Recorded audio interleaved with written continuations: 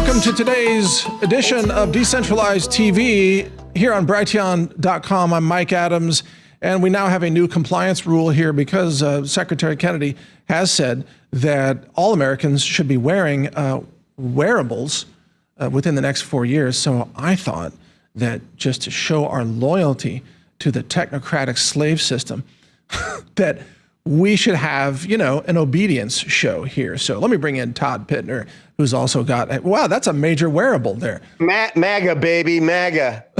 Maha. Yeah. Maha, I'm sorry, Maha, MAGA. But yeah, this thing is monitoring right now my blood pressure, my heart rate, urinalysis with the chain. That's why it's down here. Too much information. Okay. But yeah, Mike. Yeah, how does that work? I'm curious. Yeah, let's take that after the show. Okay, all right. The after party for sure. But yeah, wearables are the new in thing, man. And apparently we should be self-reporting everything we do to centralized control systems. Don't you think, Mike? I mean, because here's the reason why. Everybody knows that we created a docuseries called Breaking the Chains. Well, I think part 2 needs to be Making the Chains. Making the Chains. It's a public service announcement. Okay. Well, I mean, we do want to be supportive of you know, Maha and the new Technocratic Slave Society.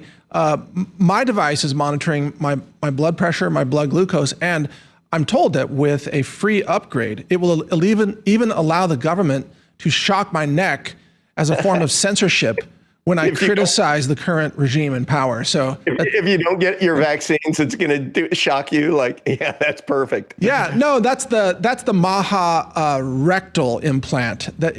If you don't get your vaccine, you get a rectal voltage reminder. Is the way that works. Yeah, that's right. Yeah. Okay. So thank you for playing along, Todd. Now we got to figure out how to get all these things off, and I hope that my dog Rhodey doesn't have the remote, or he gets to play controller for a second.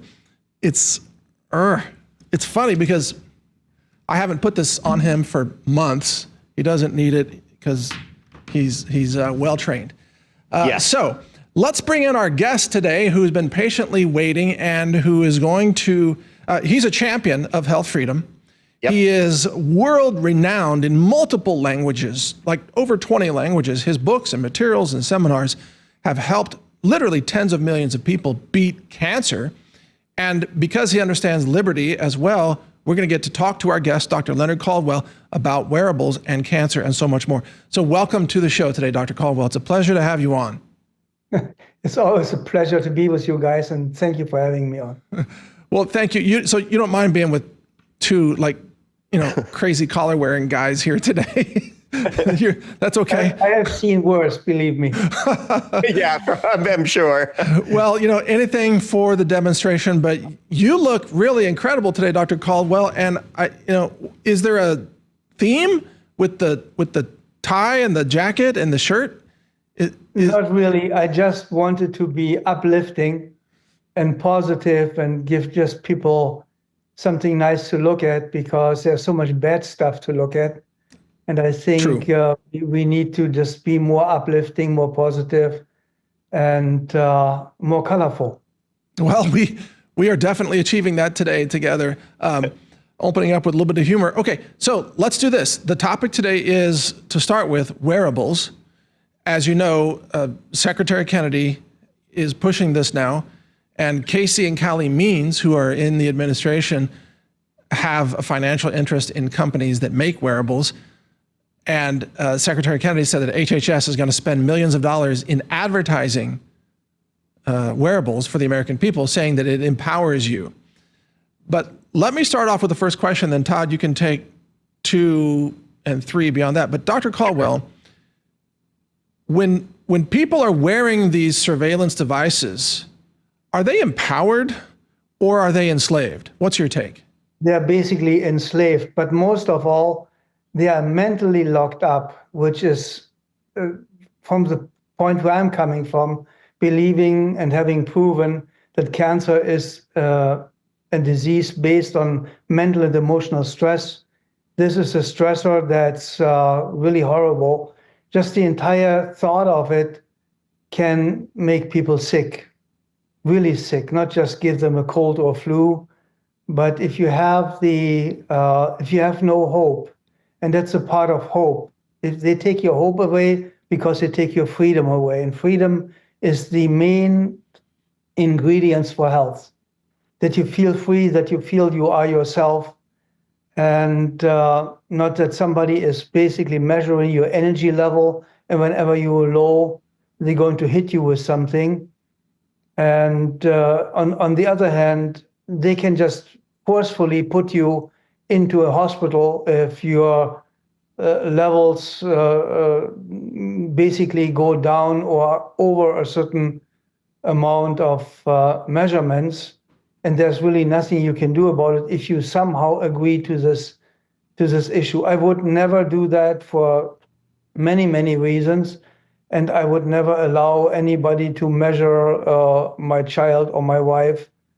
And it is a time, it's a time of a new beginning, because as we know now, Trump didn't keep any of his promises, and he doesn't do what's necessarily needed. For me, it sounds like he basically gets in the morning from the news agencies what people want to hear that day, and then he's basically saying what people want to hear, but then he doesn't really care about following up on it, because we are all still waiting on Fauci getting arrested. Yeah. And, the FTC being closed, and all the other criminal organizations.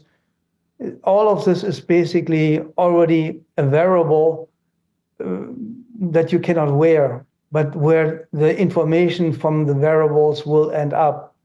And they will end up also with your enemies as well as your friends.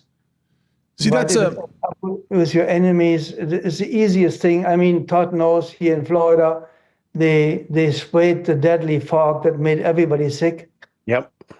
And since they did it the last time, everybody in my surroundings, my handyman, everybody is sick, has these constant chronic coughing, not feeling energized.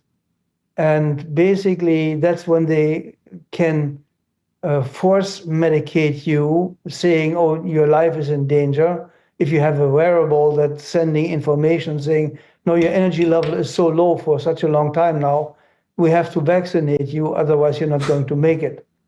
Right. And that's the biggest danger of all. A key point of what you're mentioning is the weaponization of this information against you. And Todd, I'll turn it over to you, but let me at least mention this intro.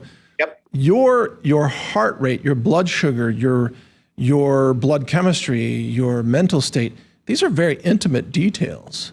Yes. That if you allow somebody else, some nefarious party, to start spying on your physiology, they have way more control than if they spy on your email. But go ahead, Todd. Great. Well, I want to tee this up a little bit for our viewers, because throughout this interview, I have come up with 10 questions, and certainly won't get to all 10 of them, that combine our show's central theme of resisting centralized control with Dr. Caldwell's expertise in natural health and healing. And I just want you to listen closely, please, to the questions and consider them yourself. And then we get the calculus of Dr. Leonard that is going to inform us. My first question is actually going to be two, because we kind of covered the first question in your question, Mike, but I want to just articulate it nonetheless. Many people are strapping on wearables in the name of health, but in reality, they're feeding intimate data to centralized systems. And I was going to ask, what's your take on self-imposed surveillance? This is a choice, everyone. Self-imposed surveillance. Is this health or control disguised as wellness? And I think we know the answer to it, so I'll go right to number two.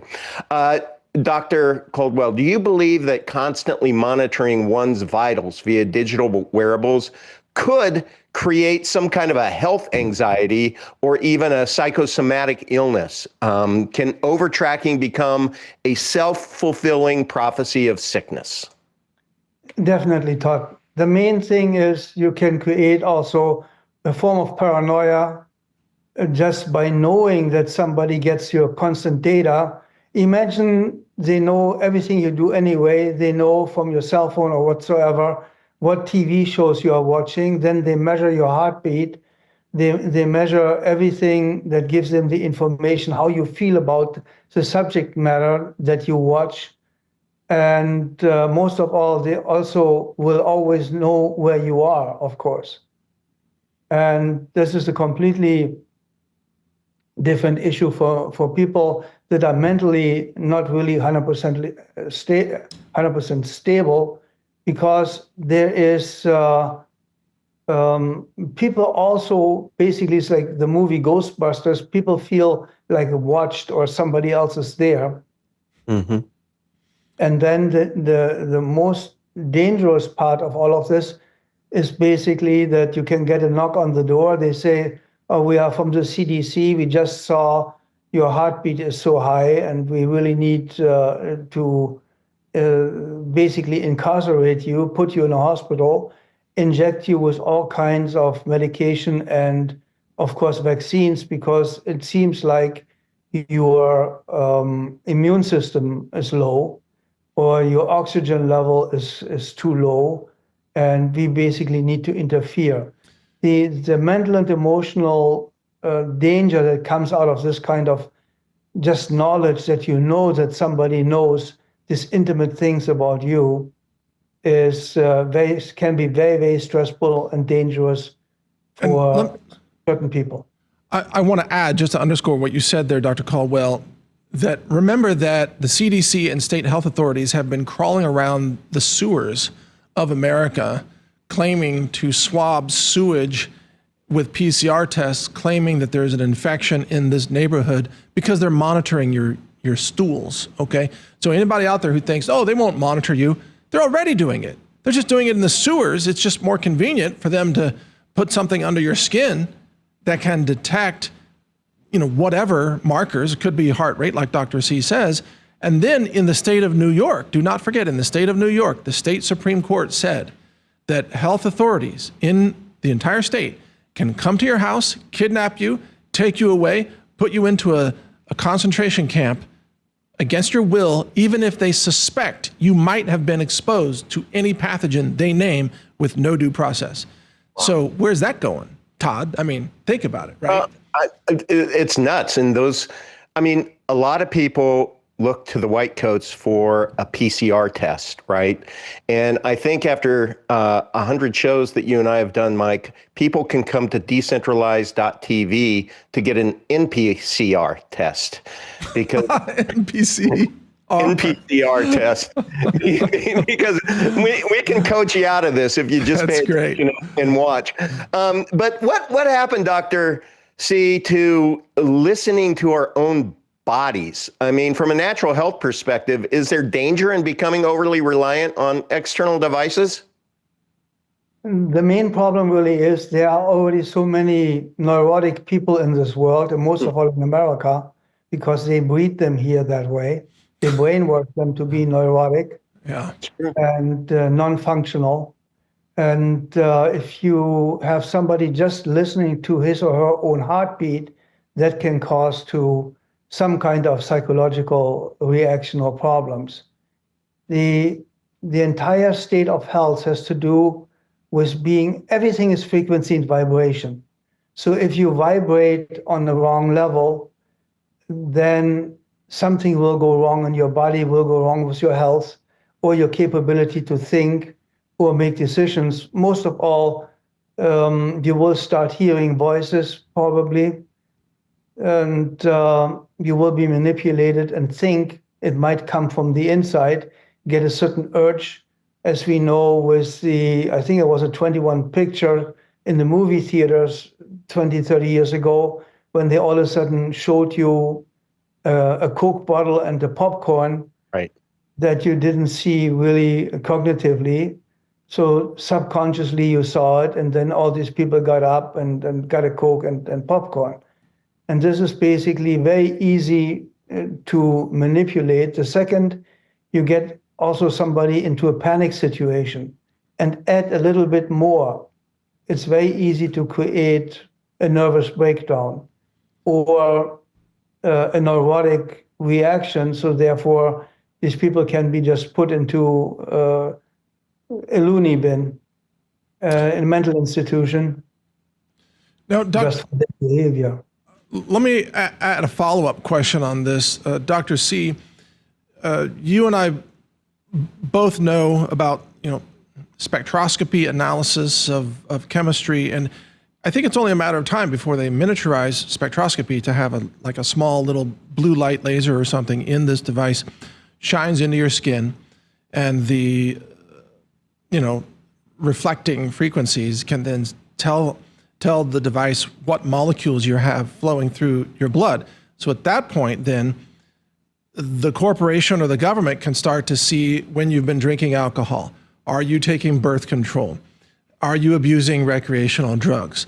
Do you have, quote, cancer markers? Adrenaline levels. I mean, think hormone levels, vitamin D, deficiencies. I mean, at that point, it's way beyond just an invasion. It's almost like they're turning your body inside out and looking at everything with no limits. I mean, doesn't that seem extremely dangerous to pursue? Absolutely. Most of all, people are going to feel naked. It's like walking around on a sidewalk in the middle of a city naked. Yeah. Because that's what they are. If your neurochemistry, your biochemistry is known to somebody else or to a group, or most of all, a company that will then marketing specific things to your needs or to your deficiencies, which is also a huge problem with your mental and emotional balance. When we look at balance, when we look at everything has to be in the right frequency, in the right balance. The second you are off balance, something bad will happen. And most of all, mentally and emotionally, if you just see these demonstrations with all these mentally challenged people running around, burning cars, hitting other people, they are already mind controlled to the extent. And now, if they basically make sure that these people get certain neural impulses, you can just give them electric impulses to produce certain hormones, or stop the production of certain hormones, or stop your immune system. That's what the main problem is. That's why all the dogs and cats that had the microchips had, after 3 to 4 months, cancerous cells around the microchip. And people think, oh yeah, the microchip will help me to find my dog if it gets lost. First of all, if your dog gets lost, you're an idiot. And that's really not the dog's problem, it's your problem. And you're responsible for your animals. And if you have to microchip them to make sure they don't get away, there's definitely something seriously wrong with your relationship with your animal. But you're talking about broadcast information that can then affect these monitoring devices, like a two-way street. So it's not just passively looking at you, but as these are upgraded, they're going to be able to stimulate your body to make certain chemicals, or talk about absolute remote control over human beings. It's biochemistry, and it's been done in certain ways anyway. So basically, I have a lot of friends in the broadcast business that all of a sudden call me and say, something just happened from 1 second to the next. I can't think clearly anymore. I'm not really in control of my brain. It feels like it's not working. And then 2 hours later, they call me and say, it's really strange. I'm completely fine again with doing nothing, changing nothing. But there is an outside control anyway. And the Russians are doing this to our embassies worldwide. And that's not even having a direct connection to the body. If you have a direct connection to the body, like a microchip, like something that's on your skin, that basically has a direct, instant impact of all your biochemistry. And Wow. I think it is extremely dangerous.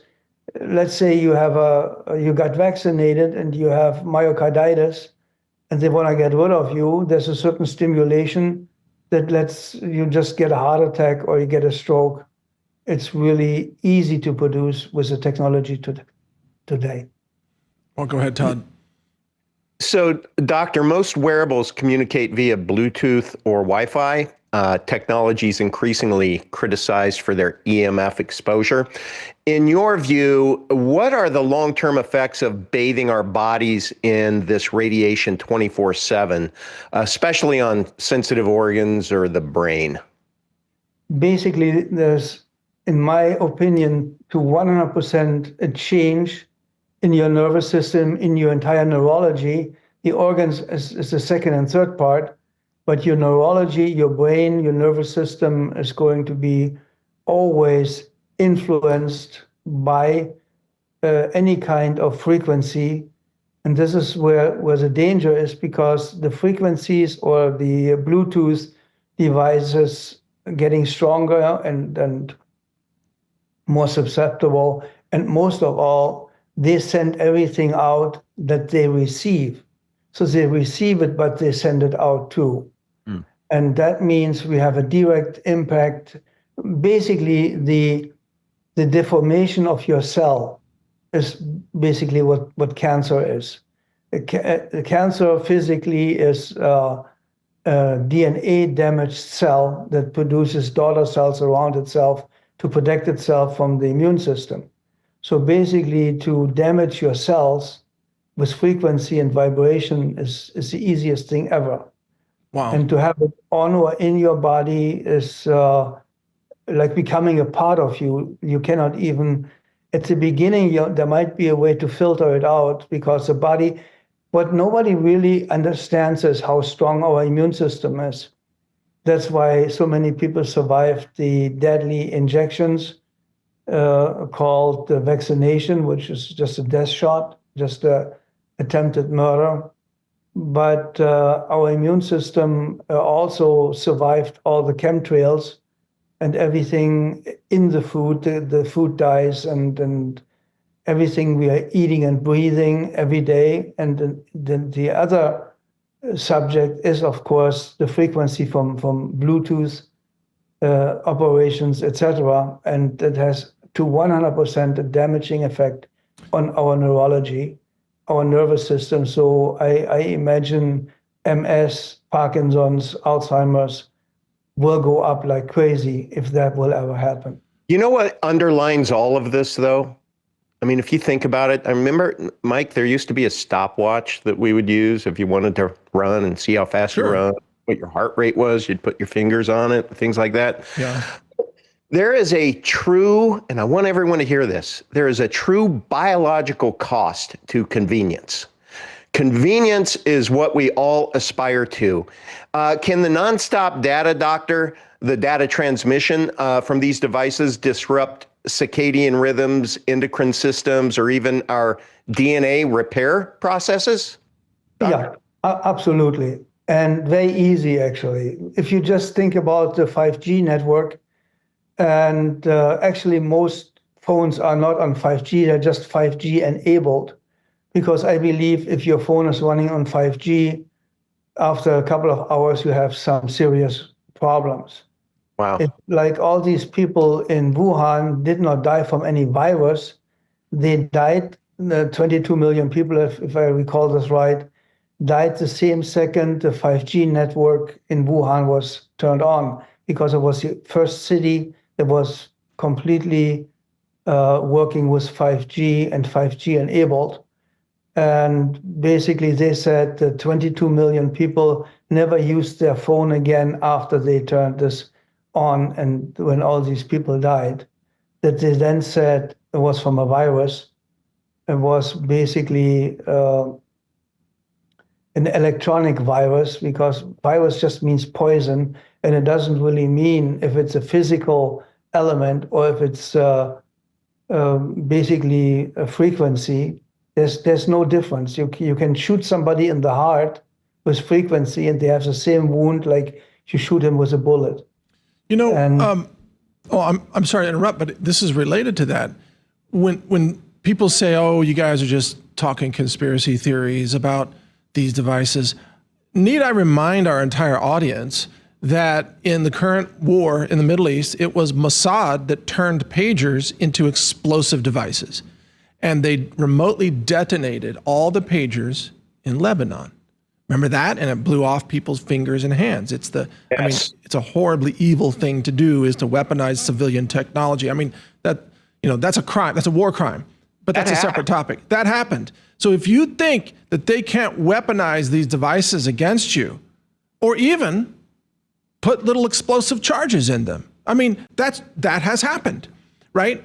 Or something else, so, a poison, a little bit of VX nerve gas that's contained and can be released upon command by the depopulation controllers. I mean, this isn't science fiction anymore. I'm not saying that technology exists, that's being done right now, but that's where this is going, clearly. And I'm even sorry to bring that up, Dr. Caldwell, because I know you like to keep things more positive, but aren't these technologies are weaponized against humanity?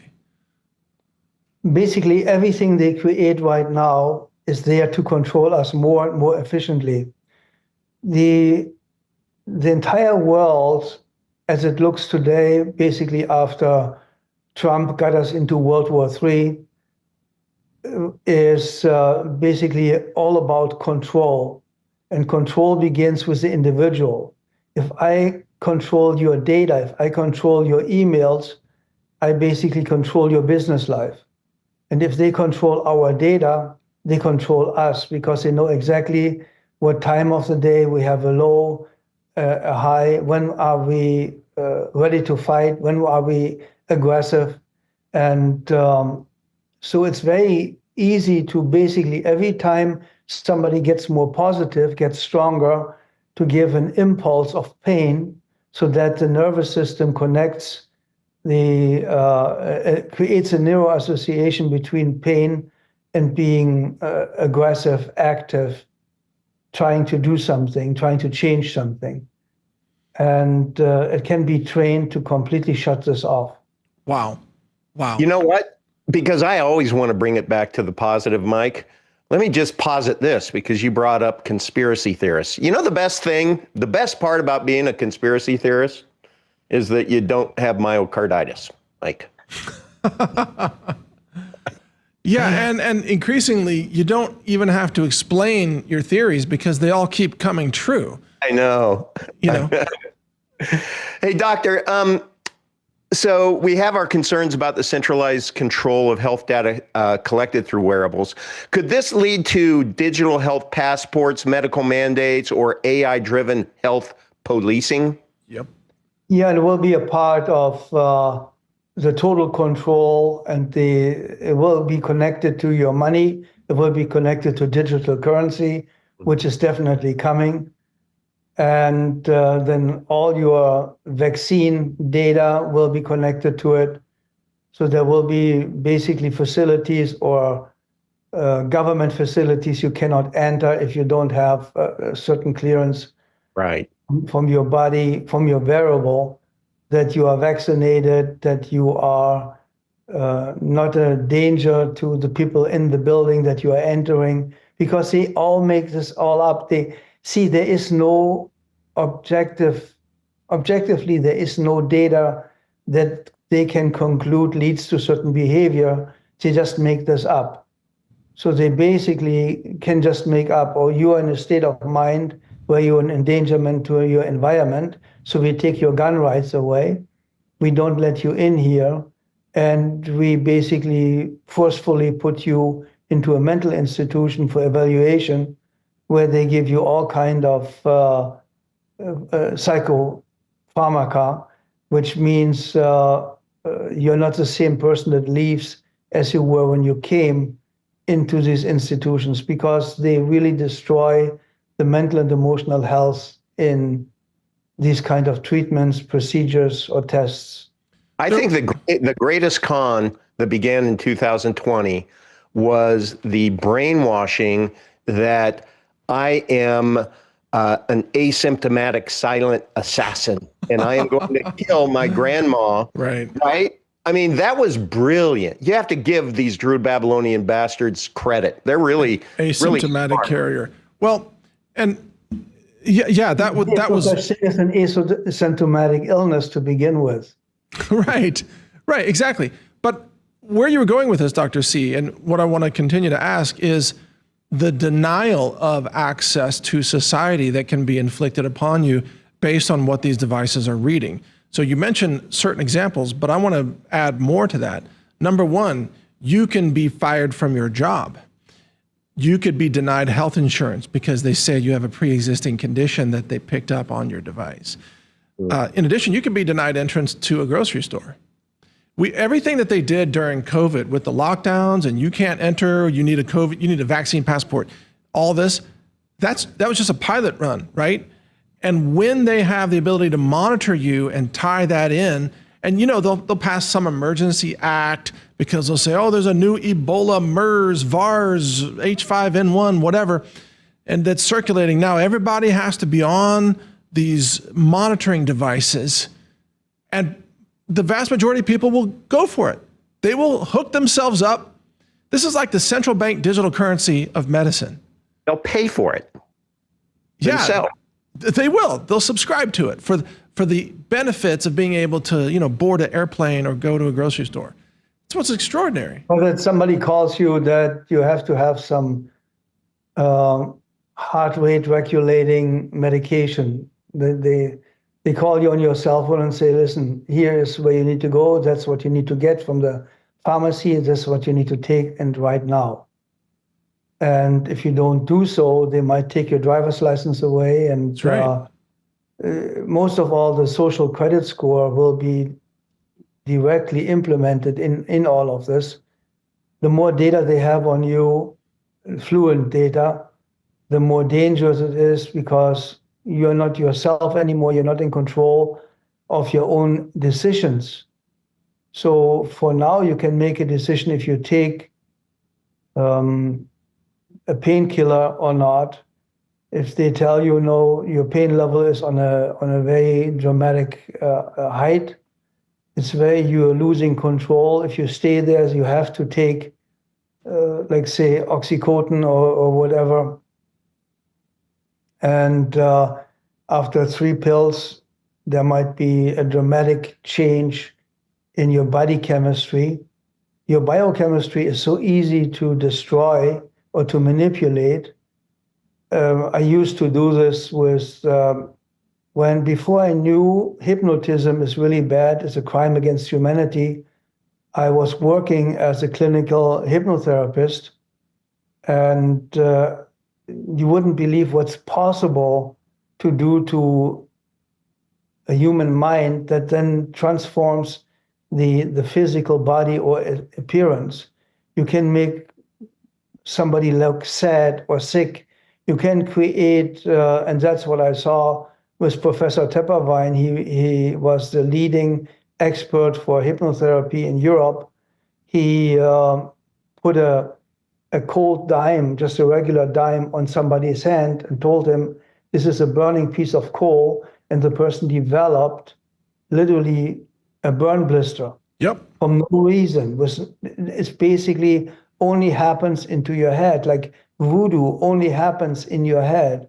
That's why the voodoo priest has to tell you a long time before something happens, it's going to happen, and it's going to happen on that date, so that you subconsciously can condition yourself, program yourself, and die on time.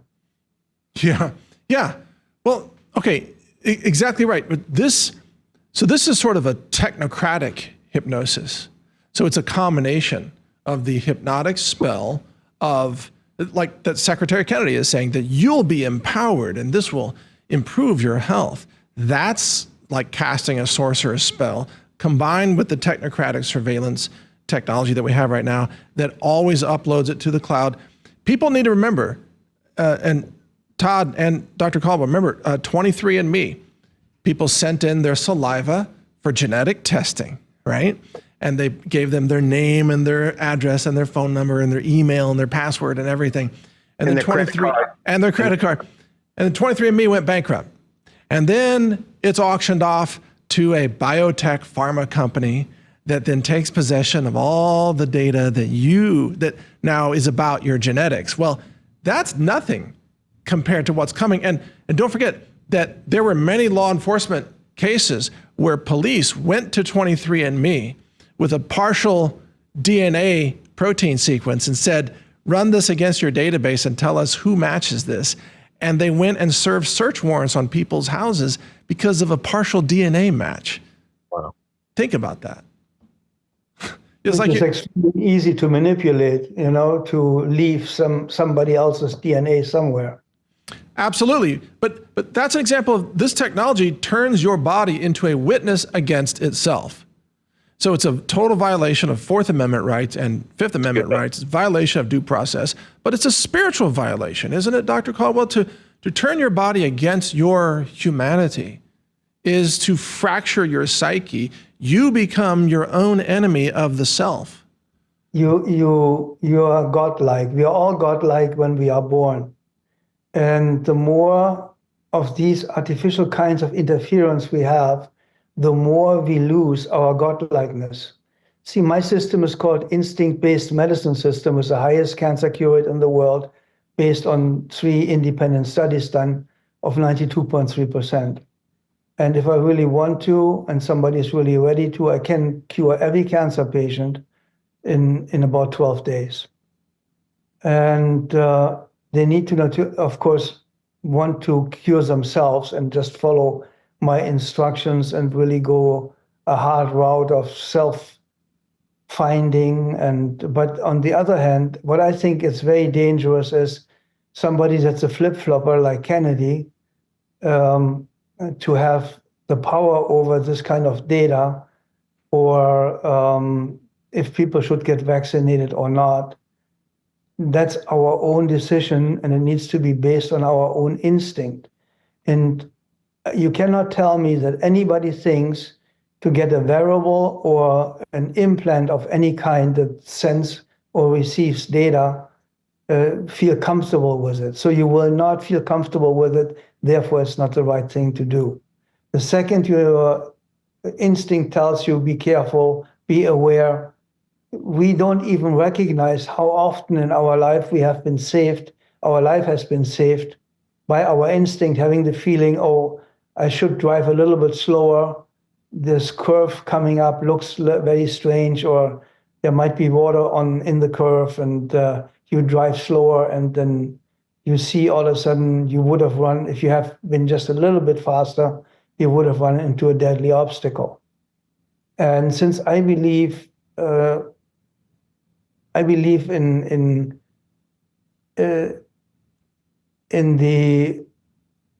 the Spirit of God in all of us. Everything that lives only because of God.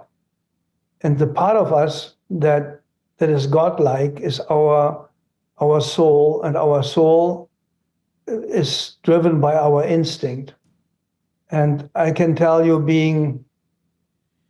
living a really dangerous life, I have been saved by my instinct very, very often, or not to take something, or not to eat something, or not to do a certain procedure. Or either the same amount counts for my relatives. I saved a lot of relatives with no really factual knowledge about certain things, but just saying, just don't do this, don't take this. And later it came out, if they would have done it, they probably would have been dead. Wow. That speaks to the power of the subconscious mind, the instinct, like you say.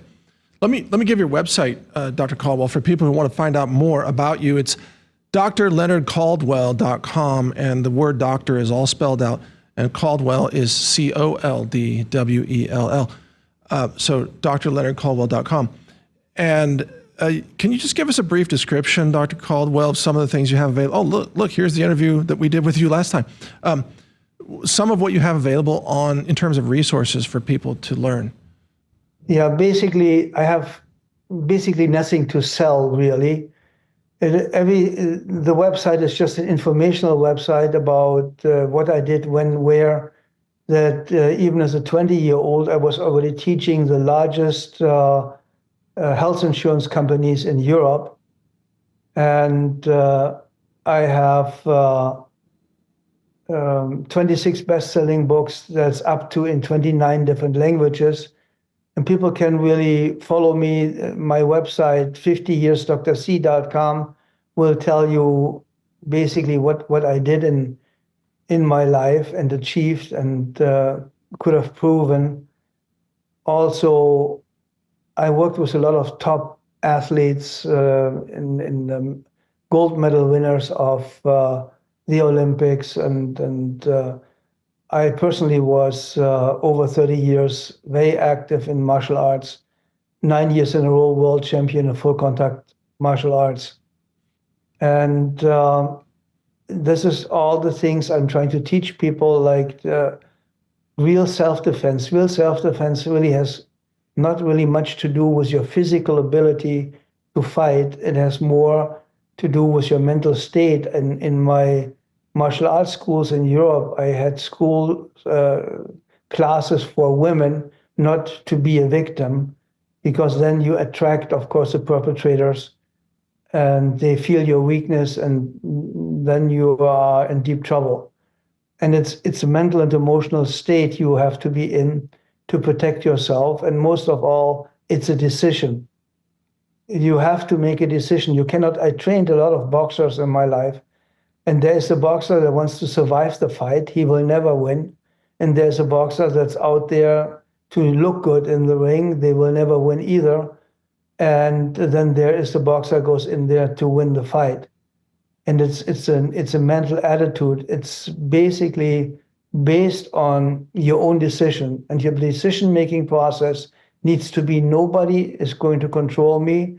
Nobody is going to get my personal individual data. And I'm in control of my life, and nobody will change that. Because only if you're in control of your own life, you can really survive and strive and grow. Because you make a mistake, you learn from it, you grow.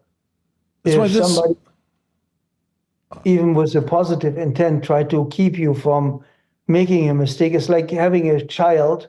You have a baby and you always carry it because you're afraid it's falling. It will never walk.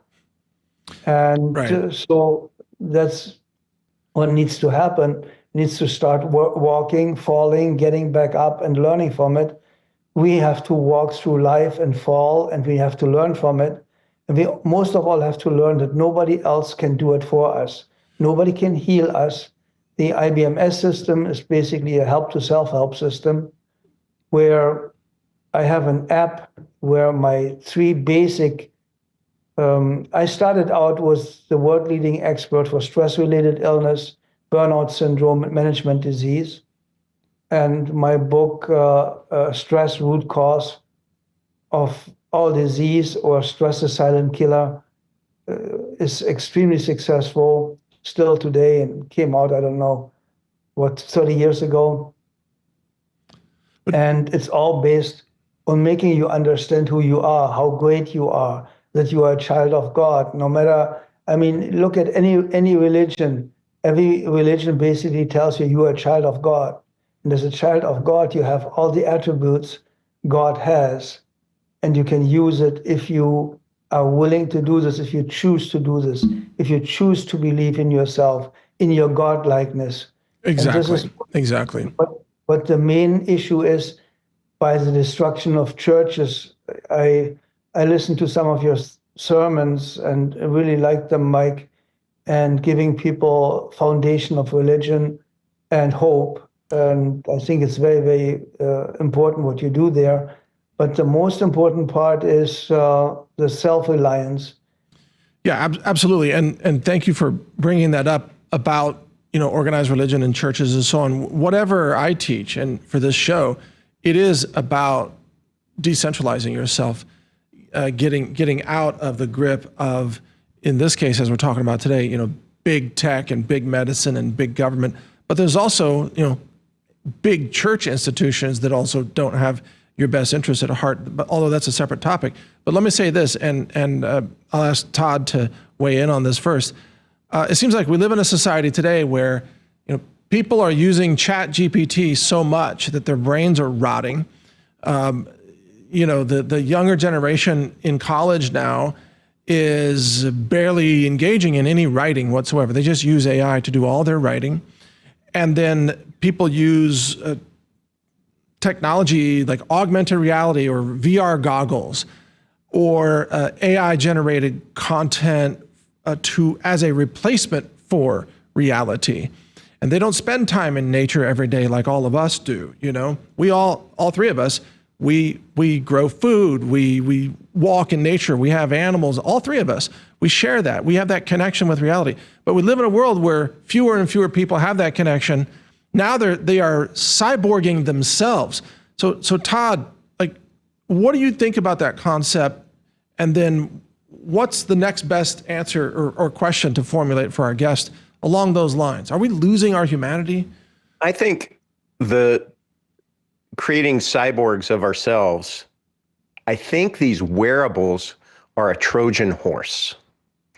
And they lure us in with flashy health metrics, but ultimately they're tightening the noose of control around all of us, right? Censorship, dependency, and all of that. So that's what we're giving up. And I think we have to make a cognitive decision, especially after listening to you, Dr. C. You have been awesome as always. But I think we have to make a decision to just say no. By the way, did Hillary get arrested yet, Mike? Fauci didn't even get arrested yet. Or Obama. Right. No, none of them have been arrested. But yet, Dr. C, talk to us about this concept that we're living in a society where fewer and fewer people remember what it is to be human.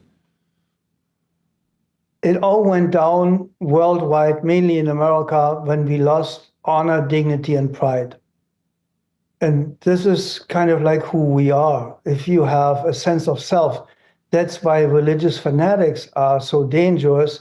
I mean, organized religion is basically a crime against humanity, and it's only there to take over the control over people, get their money, and manipulate them. So it's, I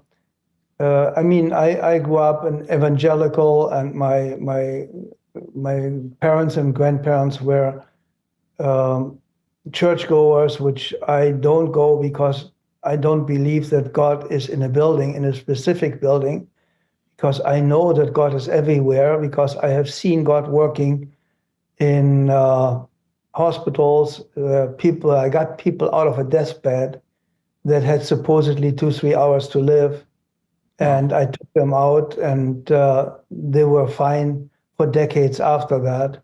Wow. And so for me, I see God in everything that lives. That's what people really don't understand. Everything that lives, even if it's grass, if it's a tree, every animal. That's why everything people do to animals or to nature, they do to themselves.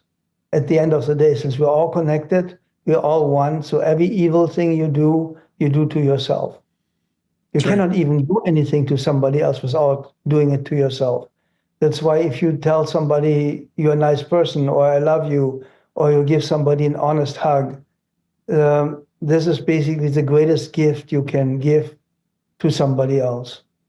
And I personally hugged over 4 million people in my life, because nearly everybody in my seminars comes up in the breaks and gives me a hug. And there's millions of people on camera hugging me, and I never got the flu or cold or any other weird so-called transmittable disease, which there is no such thing as a transmittable disease.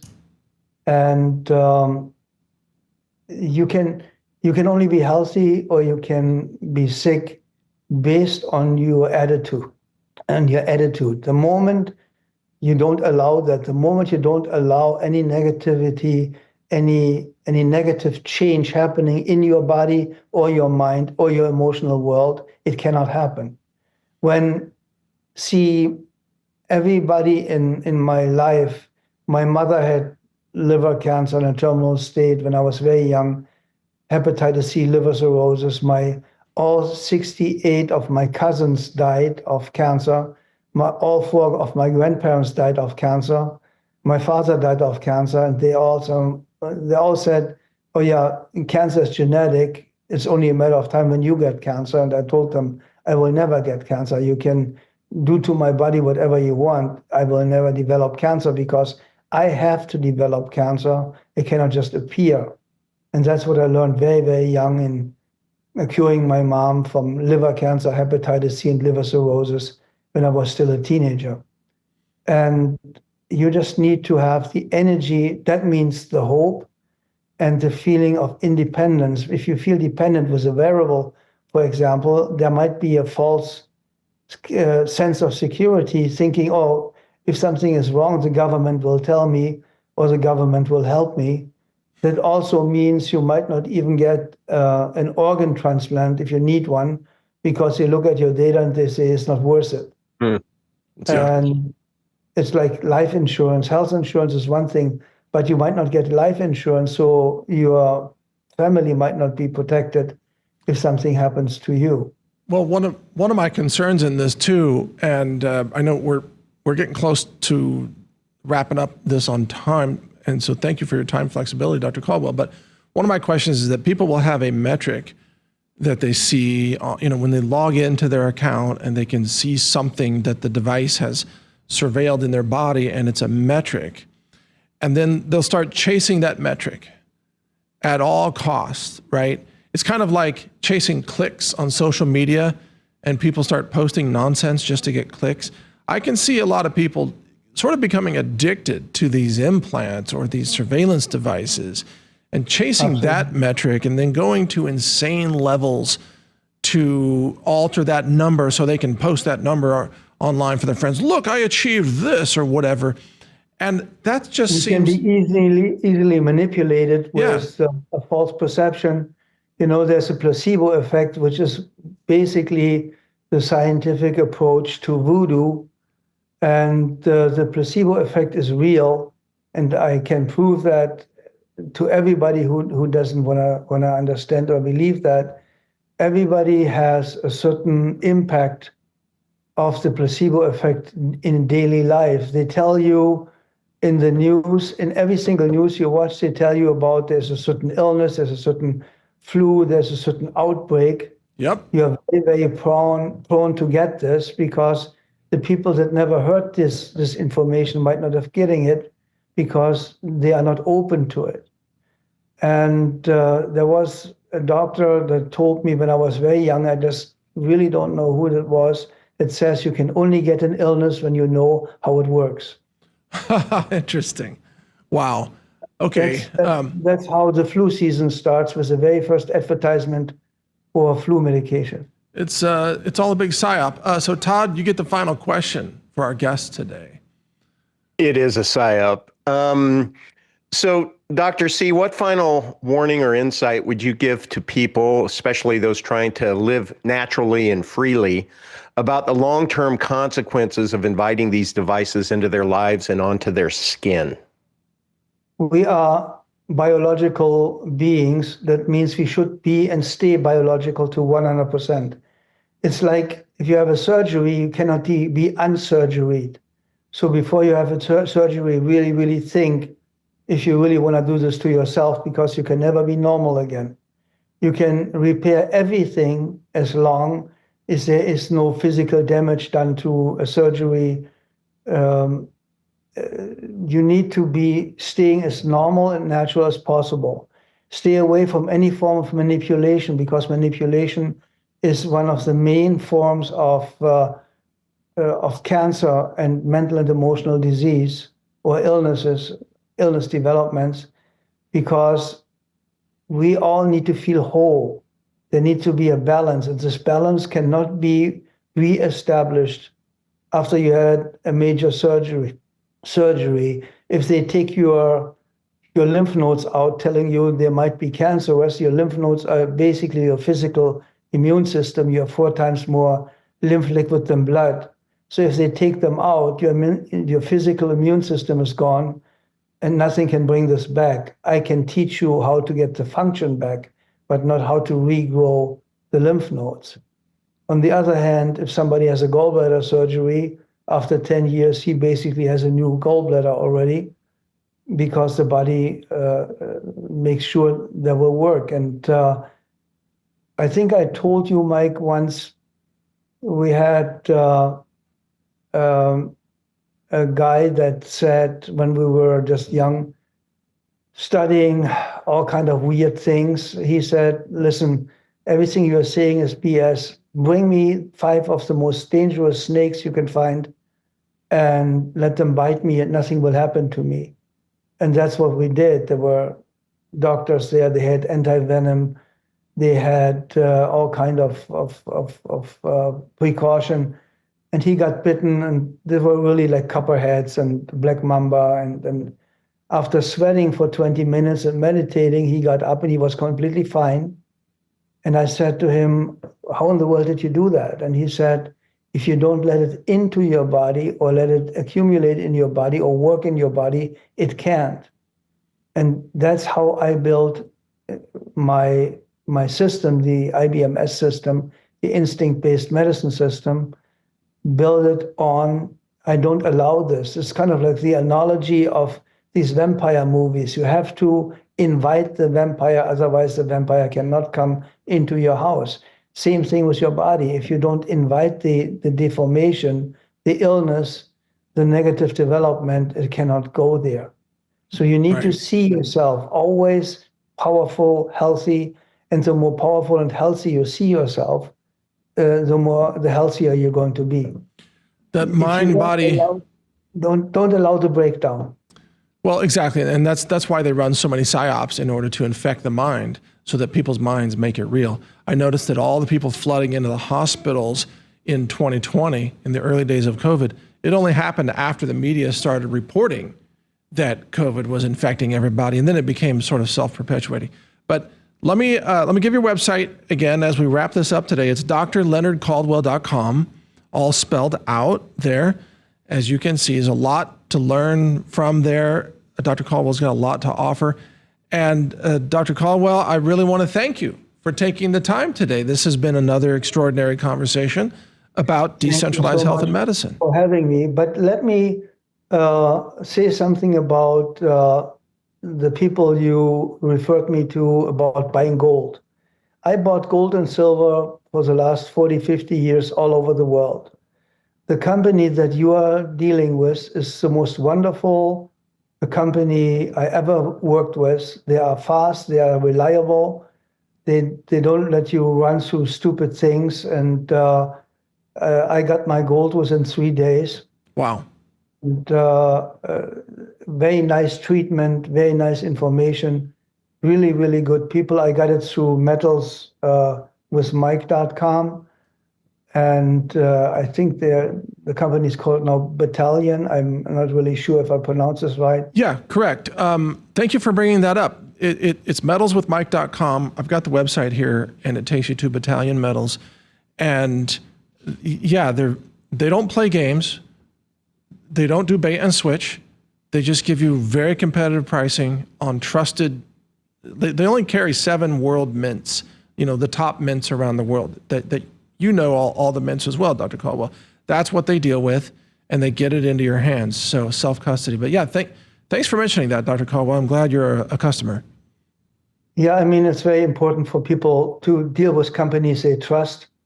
By the way, Todd, I took your advice and bought Mike's toothpaste. Now I know what you're talking about. And well, unfortunately, we can't get that exact toothpaste anymore, but he came out with another one that is really close.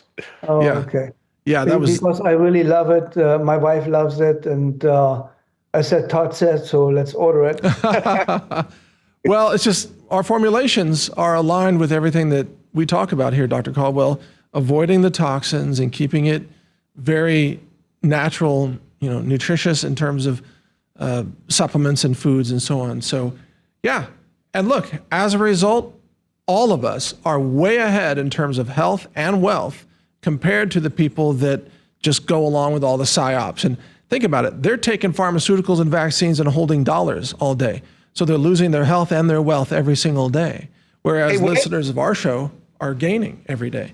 Would it work just psychologically? Remember the con in 2020 that if you are losing your taste and smell, can we reverse that? That if you lose your taste and smell, that means you're going to have more resource to buy gold.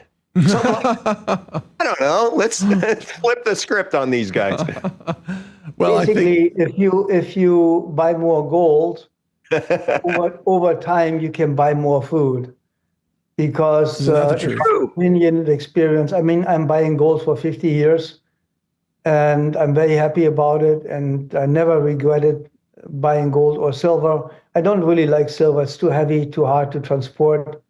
It broke the axle of one of my cars once trying to transport my silver, and since then I'm hating it. Silver's heavy.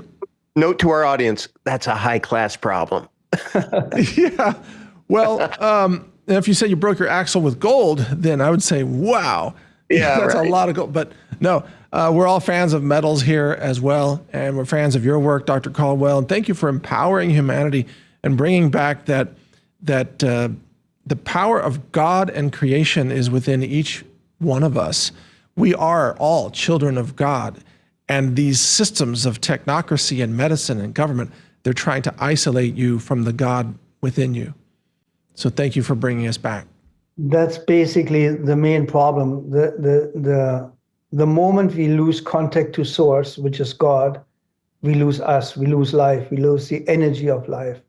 That's right. And so if you understand what God really is, God is not something that's controlled by the Pope or some large church guy that's just making an enormous amount of money for his TV appearances. Then you will understand you'll never be alone. And the moment you know you'll never be alone because you're a child of God, you're with God, there's really nothing that can happen to you. I've been in situations in my life that I shouldn't have survived, and I did. And therefore, believing in God means you believe in yourself, and that's what people need to understand. You are a part of God. Everything that lives is a part of God.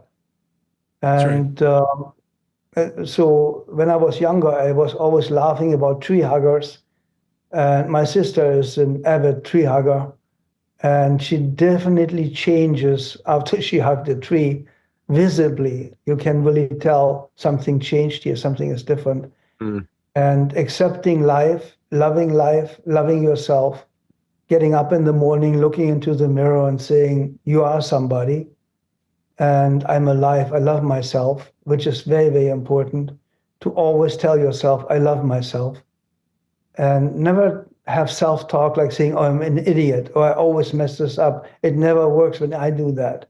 You need to do the opposite. Whatever you do will work, and you will be the best in anything you do. And this constant contemplation of good, or God will protect me. Don't beg God to protect you. That doesn't work. You need to have faith, and faith means you thank God for protecting yourself today and tomorrow in advance because you know it's going to happen. That's faith. If you beg for it, it has nothing to do with faith. And it will not work. It's really, really dangerous.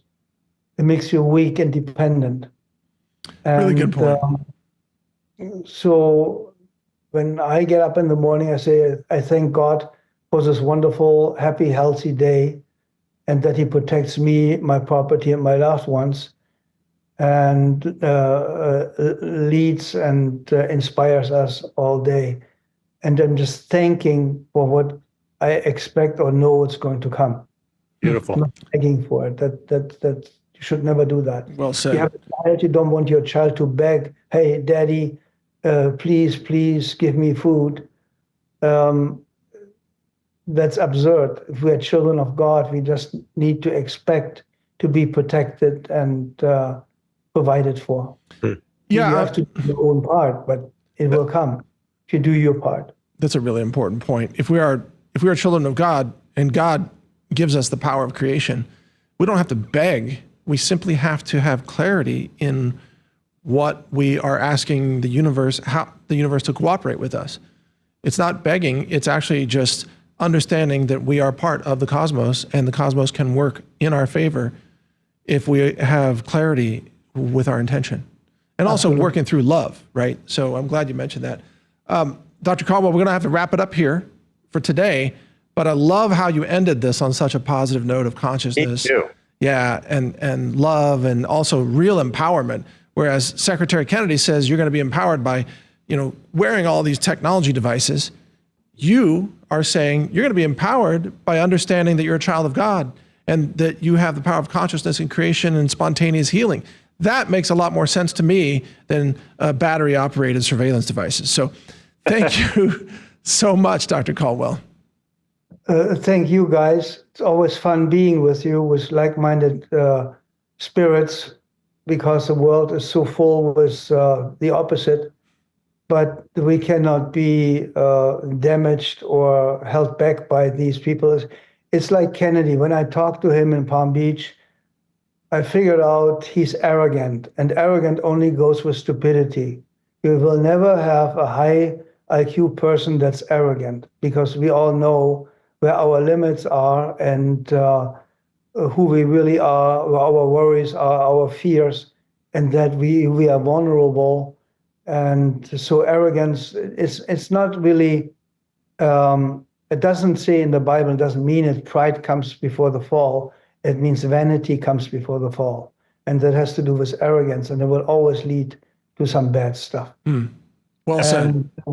Kennedy is not really, here's what happens. I told him, listen, I don't want to have anybody knowing I'm working with you or want to work with you, or I did after, or I cured you after I'm done working with you. I can fix your voice. And instead of asking me, how are you wanting to do that? He says, how many people with my problems did you already cure? So what a stupid question. Everybody with a brain would say, how are you going to do that?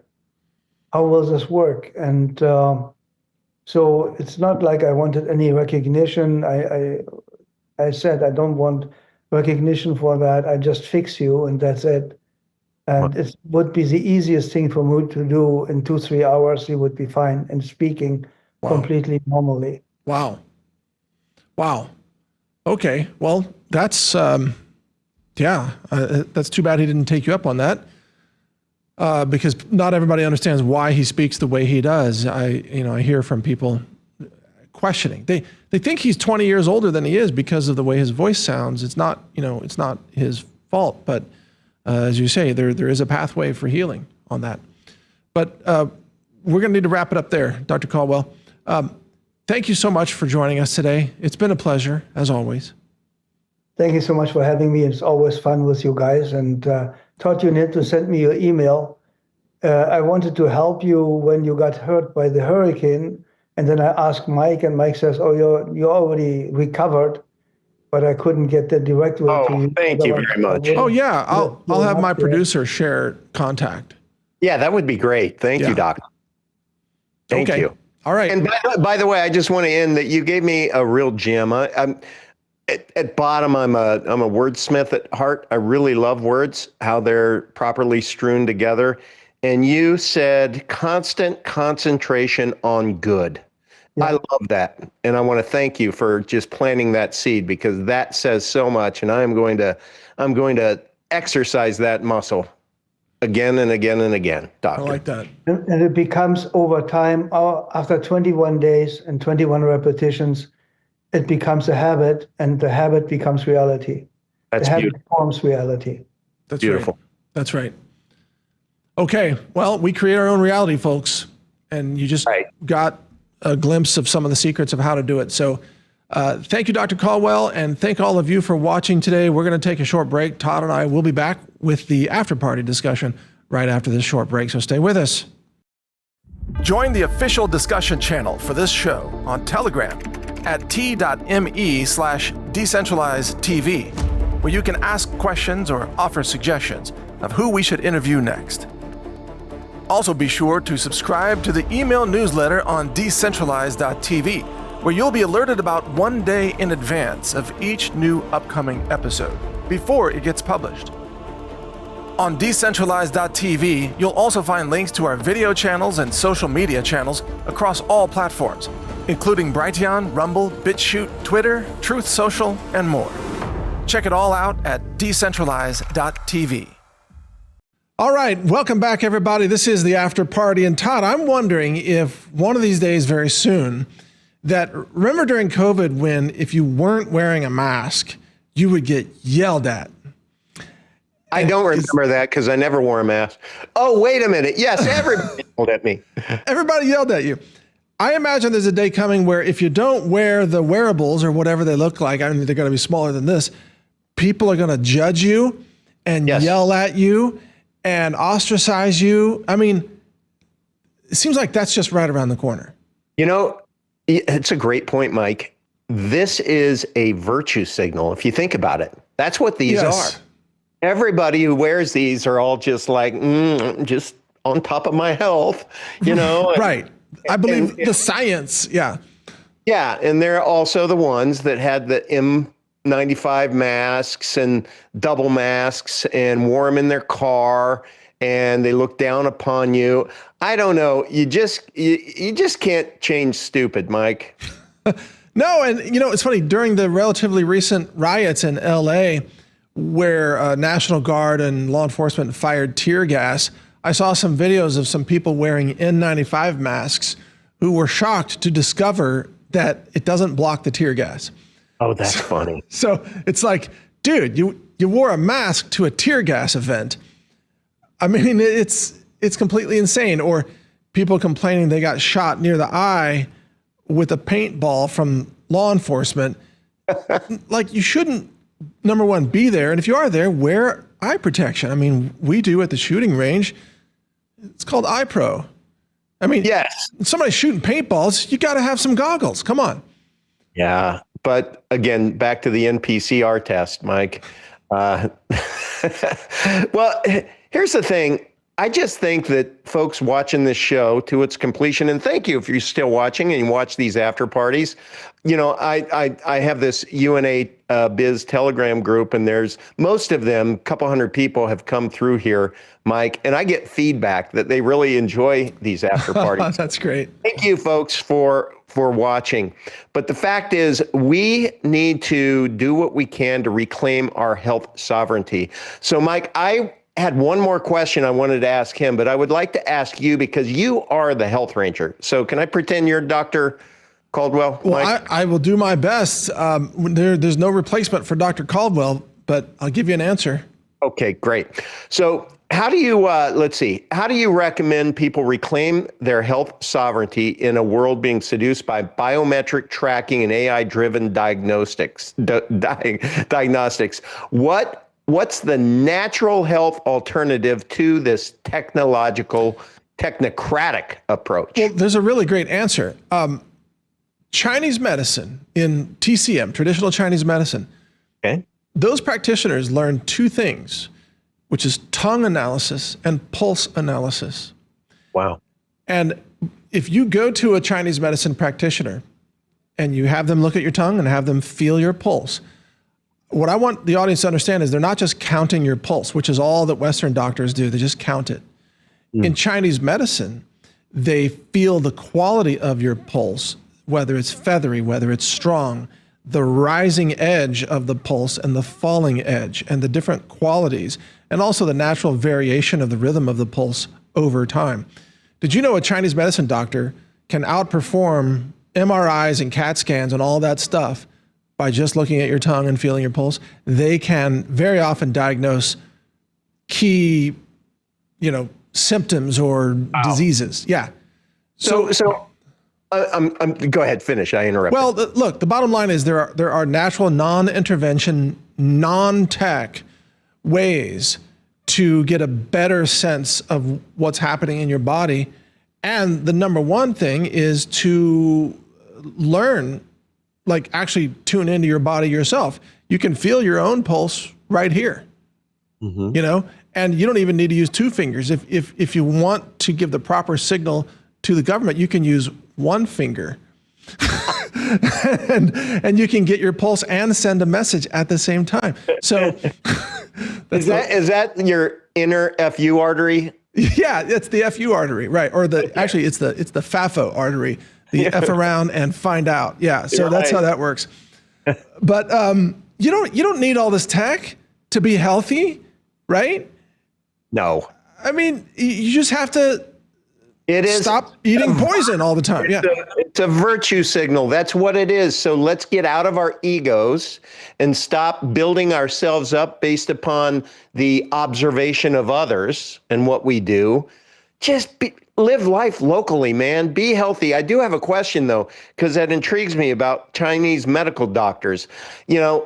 Is it literally as easy as doing a little research in your local area on Chinese medical doctors to try to be able to, how do you find a quality one? I'd be interested in researching that, Mike. Well, yeah, so it's called TCM, Traditional Chinese Medicine.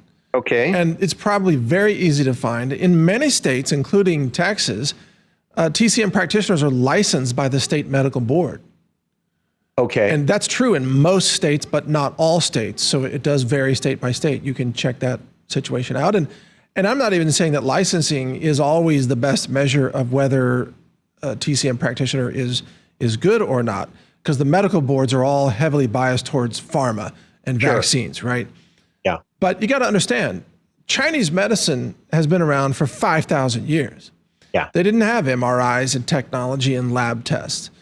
And yet you find out when you have modern laboratory technology, like I have, you find out that the herbs that Chinese medicine used to prevent mass illness, such as one called ba jiao, actually contains a molecule that we now know as shikimic acid. Right. Which is also found in pine needles. And shikimic acid, halts any of these symptoms of so-called pandemics. And that's why shikimic acid is used in the drug, the FDA-approved drug now called Tamiflu. So in 2025, you have Tamiflu. In 2500 BC, you had ba jiao. Wow. It's the same molecule. That's crazy. But then don't people come back and say, yeah, but they didn't live as long back then?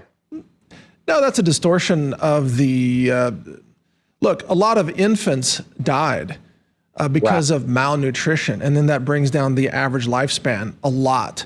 But in fact, if you go back far enough, like, for example, Old Testament, people lived a lot longer than they do today. Yes. And you also notice, by the way, in the Old Testament, the number one food mentioned by God was the vine or grapes. And those grapes had seeds, folks. They weren't seedless God grapes, okay? They didn't have seedless grapes. They didn't have, genetically modified anything. They didn't have pesticides. They didn't have herbicides. When, John the Baptist came out of the wilderness eating locust with honey, okay? It was like wild bee honey with wild crafted locusts. And like, they didn't have pesticides. They didn't have all these toxins. So that food was way better for you than the typical food now by far. And you have to go out of your way to eat the way people ate in the Bible today. So I can't call Pizza Hut and get a biblical pizza, Mike? No, you cannot. Although, I don't know, you could, maybe they'll have like a Deuteronomy crust or something. Like you have to follow these laws with every bite. But the bottom line is the answers are out there. And it means getting back to nature and getting away from the synthetic everything that human society has created, the synthetic pesticides, the synthetic technology, the synthetic food, the fake medicine, the pharmaceuticals, which aren't even, that's not the way medicine exists in the real world.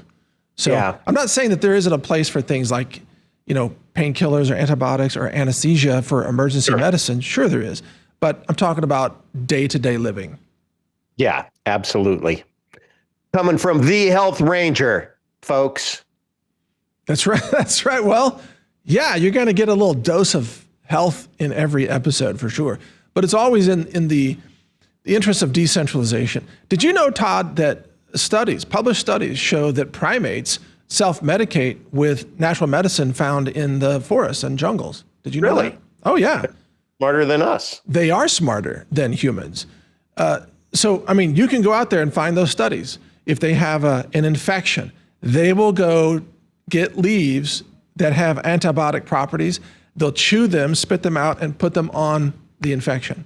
Wow, that's amazing. Yeah, literally monkeys are smarter than most conventional doctors.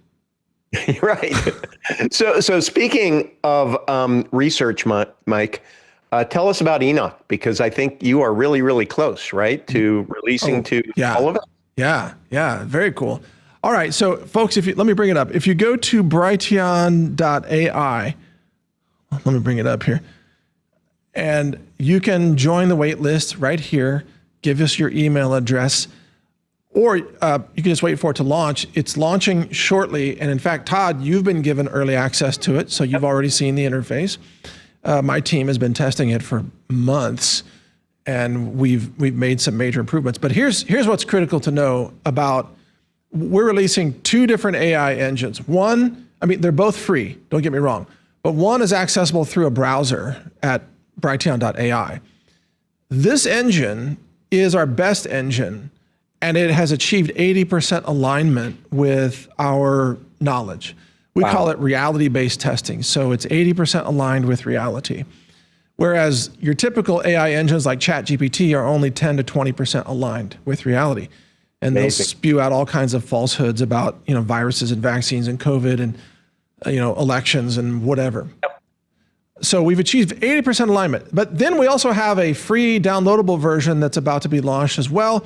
You can download that. You can run it locally. And of course, it's unlimited use. It's free. And there's no ads, nothing.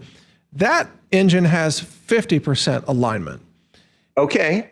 Which is much better. We started out at 30% alignment, which was very disappointing. We got it to 50% through a lot of training. I mean, many months of training on that engine. Right. Which means that every other answer is going to be good. Okay. Right. So it's the glass is half full. Yeah.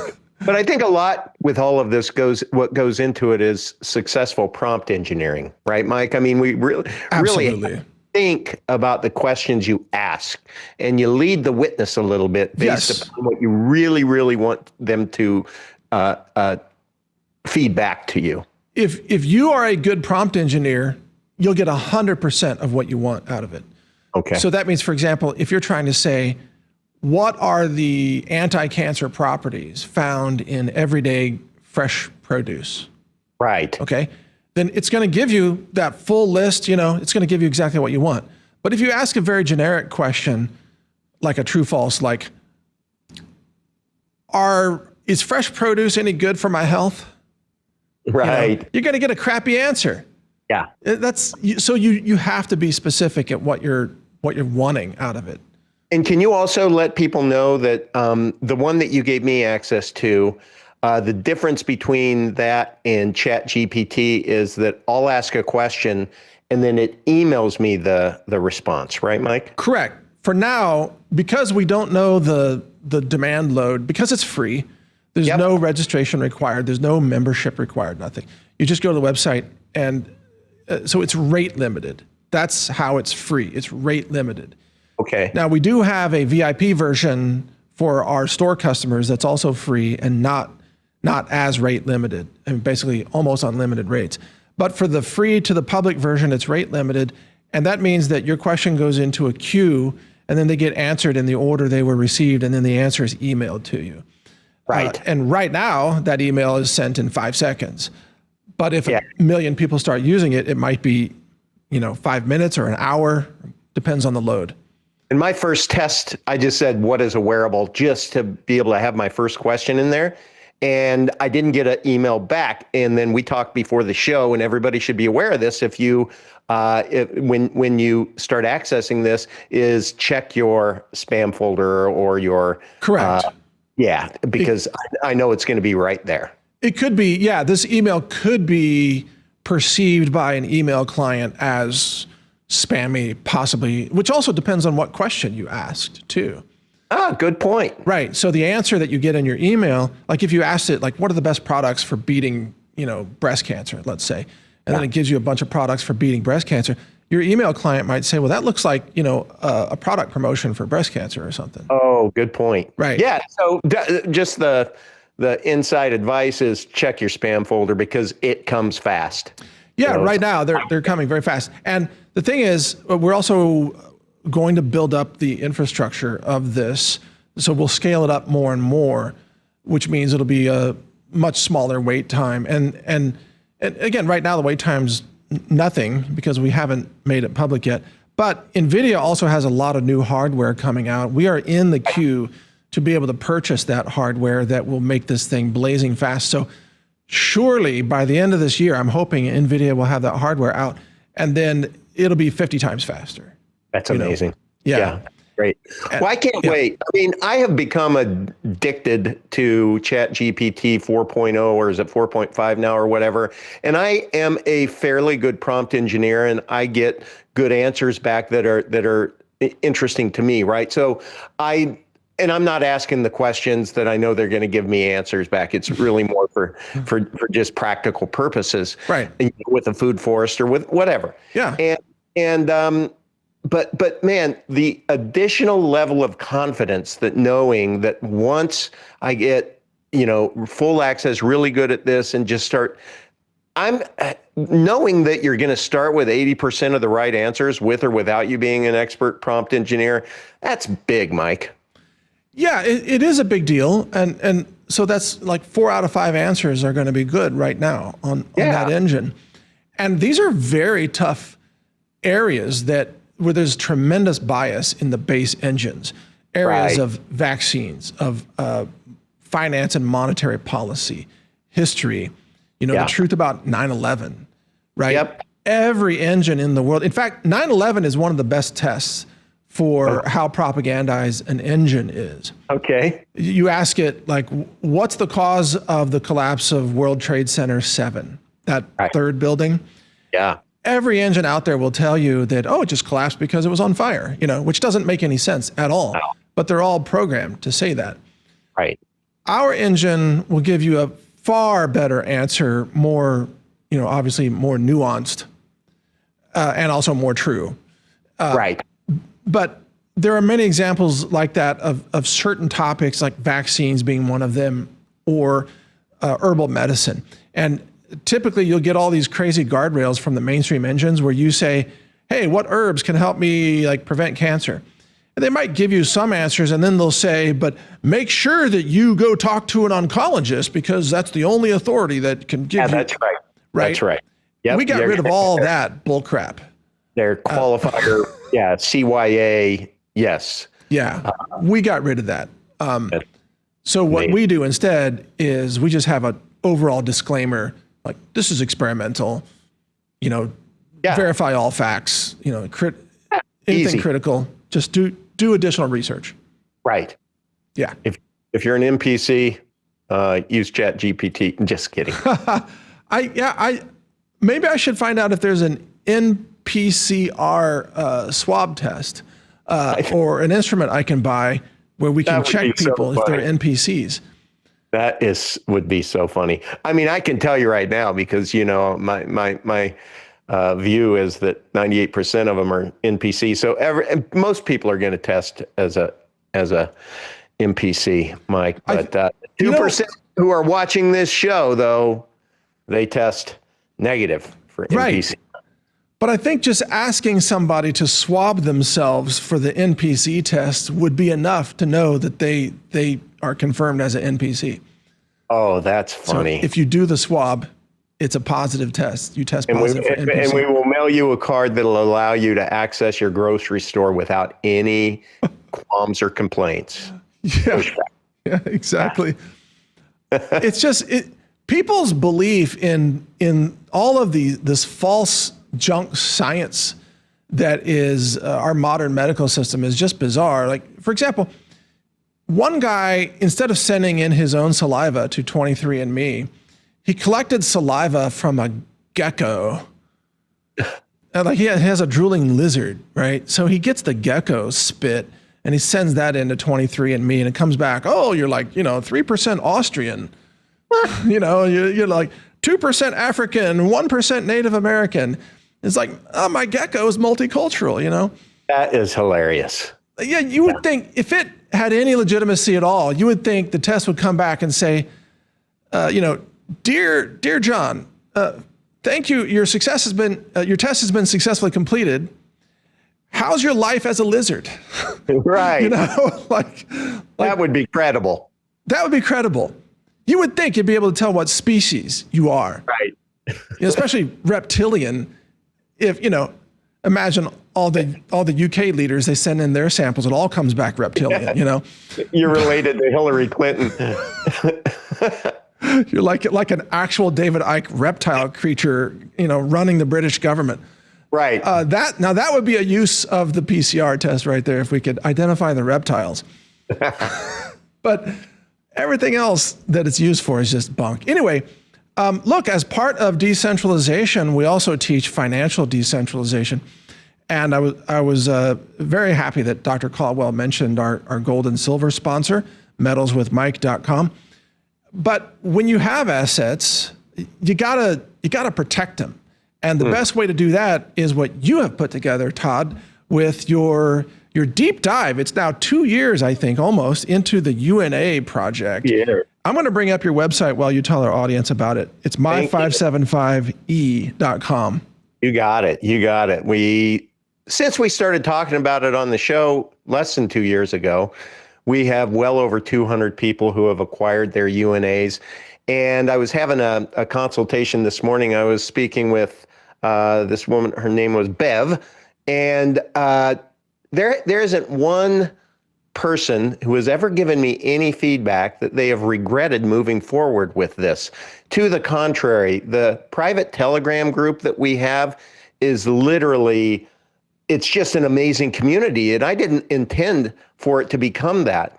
But when you get a collection of like-minded playing characters, PCs, who are all about decentralization and freedom, and they have a high get-it factor, it's pretty cool what happens in there organically.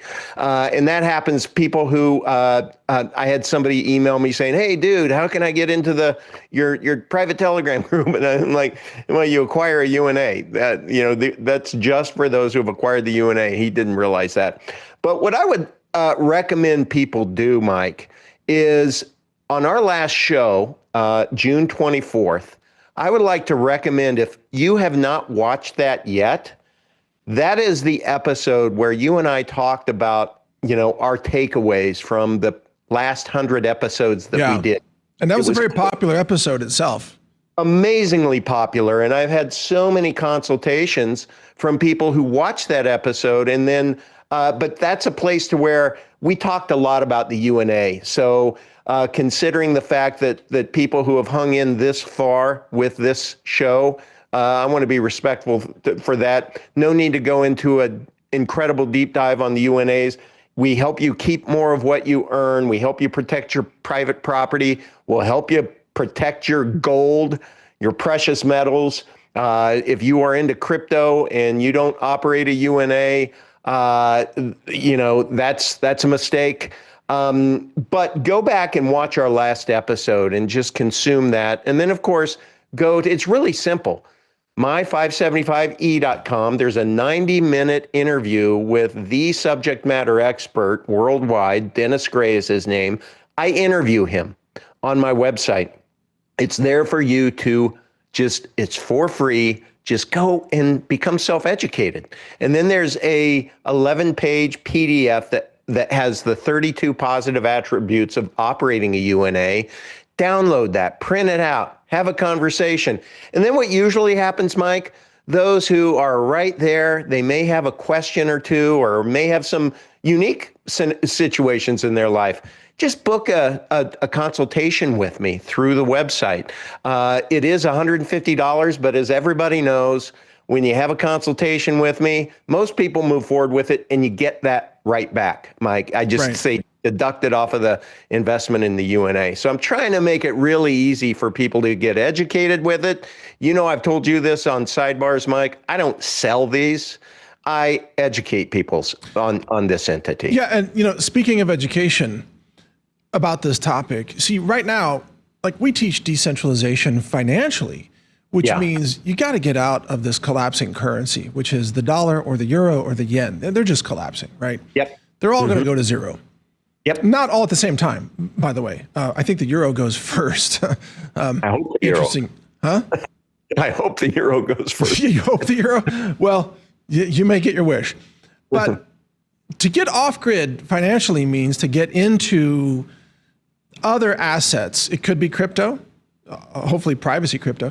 It could be gold, it could be silver, it could be land, it could be platinum, it could be you own part of an oil rig or something, commodities. I don't know, a copper mine, I don't know, whatever. Could be an investment in a food forest in your backyard. Yeah, exactly. Whatever you have that's physical or even crypto, like you said, needs to be protected with the proper legal structure. That's what this is about. So that it's actually, there's a firewall in terms of asset protection. Yes. There are also positive tax implications related to this. And there are also very important implications for passing on assets to others, like your children, for example. That's right. And this disassociates your personal social security number from those assets. Nelson Rockefeller, he's the one who coined the phrase, own nothing, control everything.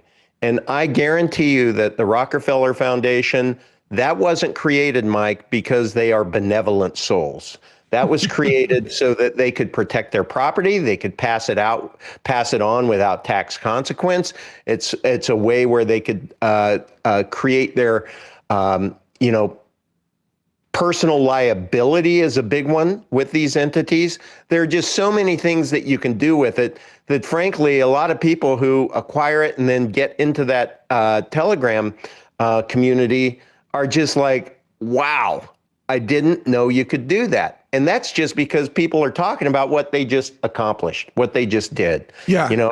Just donated my property. Just now I'm renting out my investment property from my UNA instead of my personal social security number and those savings add up. And let me add too that people say, well, I checked with my accountant. He's never heard of this. Yeah. Well, you checked with your doctor. He never heard of using ivermectin to stop, pandemics. Your doctor doesn't know about hematoxylin or DMSO or black cumin seed extract or 1,000 other things. Because in our society today, the professionals out there, the typical mainstream professionals, they are not taught these things. These are all secrets that are only known by the kind of people who watch shows like this. Yeah. It's that simple. Actually, I love how Dennis Gray, he's the subject matter expert, when confronted with that, well, my, CPA said I've been at this for 40 years and blah, blah, blah. Right. Sometimes we outgrow our accountants. That's just a fact of life. And it's like I was so disappointed with my primary care physician when all this COVID nonsense happened that I divorced from him, right? Because he was carrying the flag for Big Pharma. So they are telling you what they've been educated on, and this isn't taught in law school or, when they're getting a CPA. Excuse me, Mike. They say the best time to plant a tree was 20 years ago. Well, the second best time is today. And so all I suggest for people is start doing your own due diligence. The right answer will come to you. Yeah. Like I said, I don't sell it. I educate people on it. And it's worked out pretty darn well, Mike, because we have such an amazing community. And I always joke, there's like, well, is there any recurring investment every year, like with trusts and things like that? And I'm like, there is. And that's once a year in the middle of April 15th, as a matter of fact. You have to invest in a thank you card and a stamp and send it to me. Well, you're going to get a lot of thank you cards then every April 15th. Yeah.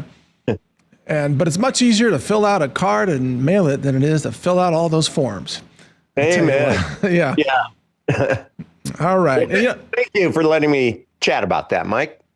Yeah, absolutely. And, it's funny, Dr. Caldwell was talking about, the interaction of stress and how it creates so much disease. You think about the stress of tax season. Oh my goodness. Creates so much cancer and heart disease across America.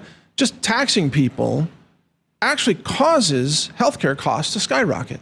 Yeah. This takes you financially off grid. That breaks people's brains. But I'm just saying, I've lived it for almost 6 years. Dennis has helped over 1,200 people the last 35 years acquire and operate their own UNAs. There has not been one single issue with the 3-letter agency, you know who. And it literally helps you go off grid lawfully. That's right. Lawfully. Exactly. All right. Well, Todd, another great episode, great guest, great topic. And I think we'll wrap this up here, but I want to thank you for coming in and you had the best prop today for sure. Can you show us that again? Sure. It's not metal, right? It's actually just like plastic, or what is that?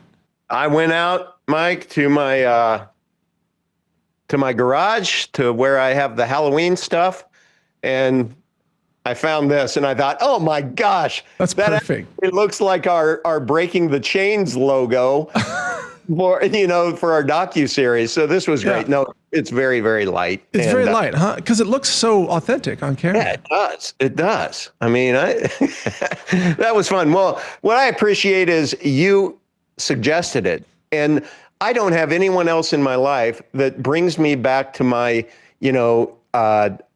young teen age days, to where we can be a little goofy. So thank you, Mike Adams. That's my free age regression therapy. Right there. Right. So yeah, we'll take you back to high school if you want. And by the way, people should know how dedicated we are to this.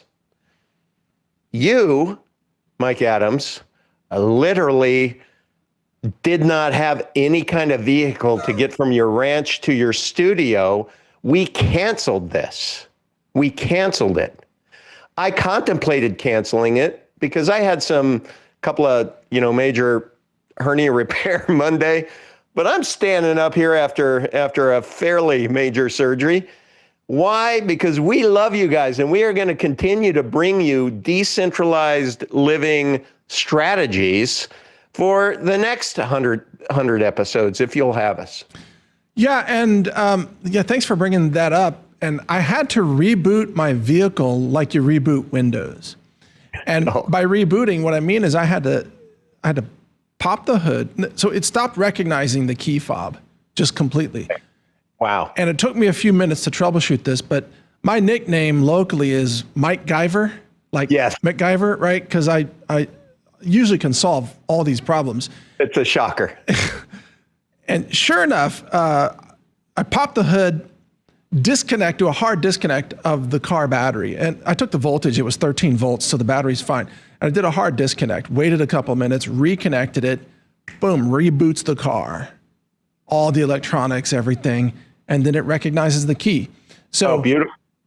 The other advice was tow it to the dealer. I'm like, no, I don't want to tow it to the dealer. That's not a Mike Guyver solution. No, that's not. But because I rebooted the car, then it came back up, and I was able to get here. And that's just part of the these freaking modern vehicles, man. I hate them because they've got too much electronics and everything. And I'd rather just have a physical key. You put the key in the ignition, you turn the ignition, it works. We never had problems with physical keys. No. Never in our whole life did that key not work. That's true. Always worked. Doesn't your key fob have the little? No, I guess that would just be to unlock the door. The little. It does, and there's an emergency thing where you can put the fob in a certain place in the vehicle. It's called like the key pocket. That didn't work either. Because the car, I think the software was written by Bill Gates. Okay. And it's like the blue screen of death version of consumer vehicles, where it's just like you just got to reboot it. That's and I think I'll do that next time. sooner. I mean, now that I know that that's the issue. Right. But, sometimes you got to reboot things like, I don't know, the financial system. Yeah. You just got to give it the old Control-Alt-Delete. That's right. That's right. So anyway, there we go. Just want to encourage our viewers to watch all the other episodes that we've got for you. It's over 100 episodes now at decentralized.tv. And I guess since we've done 100 episodes, I should change my background because I've been using this the whole time for 2 years. I don't know. Yeah, my background hasn't changed, Mike. Well, that's true. But you know what? We're building a new studio here. It's almost done. Right. So, within a couple of months, I'll have a whole new studio set up, and we'll do something interesting. That's for awesome. That. Yeah. Can't wait. And you're welcome to come join it if you ever come out to Texas. I'm going to. Okay. I'm going to descend upon your neck of the woods. We'll do one of these live. That'll be great. Okay. All right. Bring your guns if you're coming to Texas. Okay. You got to bring guns. All right. We need more guns in Texas, apparently. Are you talking about these, Mike? Yeah, that's what I meant. Yeah. Your 50 caliber biceps. Yeah. Okay. Thanks for watching today, everybody. Thank you, Todd. It's been fun. You bet. Thanks, Mike. All right. Everybody, cheers. Take care, Todd. And thank you for all of you who watch and who support us. You can, again, see all the episodes at decentralized.tv. And if you want to check out our docuseries that Todd and I did, it's available. It's for sale at a very good price with a wealth of information at brighteonuniversity.com, all spelled out like that, brighteonuniversity.com. So thank you for your support, and we'll see you again next time. Take care. They tell you what to think. They urge you what to say. They say they're building freedom while they steal your life away. They claim they stand for peace. Compliance, they insist. They rip apart your human heart and hope you don't resist. Decentralized, don't compromise, be unauthorized. Decentralized, decentralized,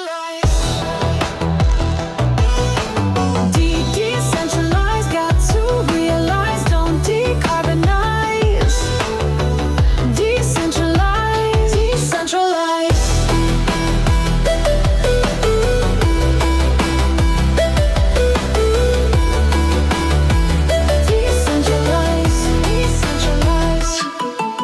They tell you how to vote, commanding what you feel. They sterilize your mind with lies and make their fiction real. They're reading from a script, performing psyop hits. They occupy your conscious mind until you're done with it. Decentralized, don't compromise, be unauthorized. Decentralized, decentralized. Decentralized, got to realize, don't decarbonize. Decentralized, decentralized.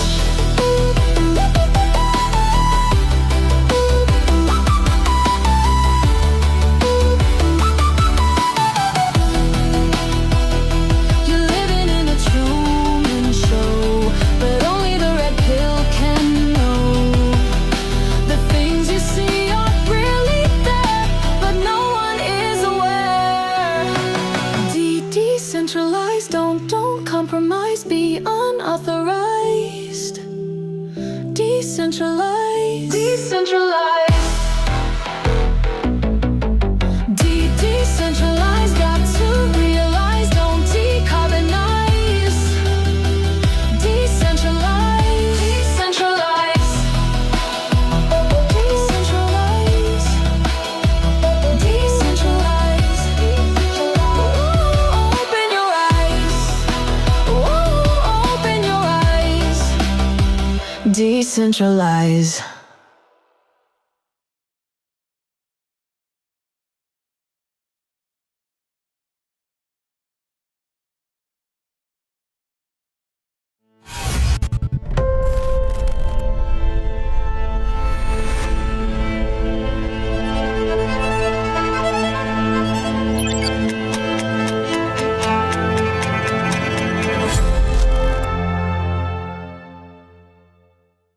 Thank you for supporting us at healthrangerstore.com. And we've got a new batch of turmeric in stock now. After a long search, the supply chains are really becoming more difficult.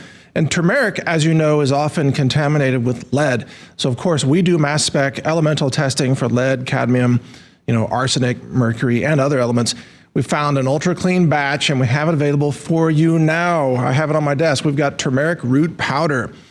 Certified organic, laboratory tested, identity confirmed, all that, E. coli tested, microbiology, you name it. We've got it all for you at healthrangerstore.com. We do not have turmeric tincture back in stock. We're working on that, but we do have the turmeric root powder. And as you know, I include turmeric root powder in my own smoothie, which is why it's orange. It's why my dental work turns orange, which freaks out the dental hygienist as well. But that's another story. Okay, so if you want really good, high quality, ultra clean turmeric root powder, we've got it now, healthrangerstore.com. We also have, there's the screen showing it to you. We also have astaxanthin. Astaxanthin, Hawaiian astaxanthin, we have it right now in stock. Of course, this is known as the king of carotenoids. This is a fat-soluble, super potent antioxidant. And it's got a multitude of uses and benefits and support mechanisms for human health. Athletes use it. Lots of people use it. This is also what turns the flesh of salmon slightly pink. That's actually the astaxanthin that they're getting from their dietary sources. And it's believed to help support the natural athleticism and the endurance and stamina of salmon. That's just one of the many benefits of the king of carotenoids.